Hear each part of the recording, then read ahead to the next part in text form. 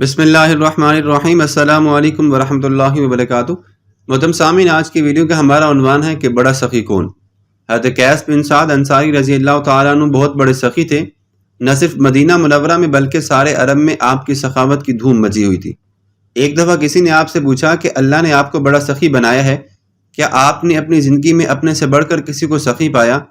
حضرت قیس نے فرمایا، جی ہاں، ایک دفعہ کا ذکر ہے کہ مجھے اپنے کچھ ساتھیوں کے ساتھ لمبا سفر کرنے کا اتفاق ہوا۔ جب ہم ایک جنگل سے گزر رہے تھے تو سخت تھک گئے تھے اور شام ہونے کو تھی۔ وہاں ہمیں ایک جھونپڑی نظر آئی جس میں ایک عورت اپنے نوعمر بیٹے کے ساتھ بیٹھی ہوئی تھی۔ ہم نے اس سے کہا، بہن، ہم آج تمہارے مہمان ہیں۔ عورت نے کہا، یہ تو ہمارے لیے بڑی خوشی کی بات ہے، آپ یہاں قیام کر کے ہماری عزت بڑھا رہی ہیں۔ پھر اس خاتون نے اپنے بیٹے کے ساتھ مل کر ایک اونٹ ذبح کر کے اس کے گوشت کے کباب بنائے اور ہمیں کھلائے۔ اس وقت اس کا شوہر باہر گیا ہوا تھا۔ دوسرے دن جب وہ گھر آیا تو اس کی بیوی نے اس کو بتایا کہ کل سے یہ مسافر ہمارے ہاں مہمان ہیں۔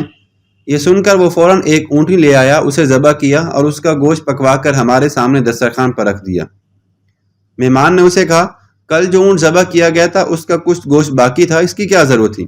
بدو نے کہا، ہم اپنے مہمانوں کو باسی گوشت نہیں کھلاتے۔ ہم لوگ 3-4 دن اس کے یہاں رہے۔ وہ ہر روز ایک اونٹ ہمارے لیے ذبح کر کے مہمانی کا حق ادا کرتا رہا۔ جب ہم وہاں سے جانے لگے تو وہ گھر پر موجود نہیں تھا۔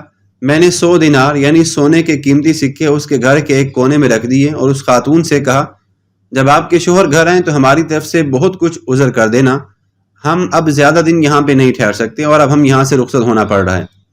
یہ کہہ کر ہم اپنے اونٹوں پر سوار ہو کر چل پڑے۔ رات بھر ہم چلتے رہے۔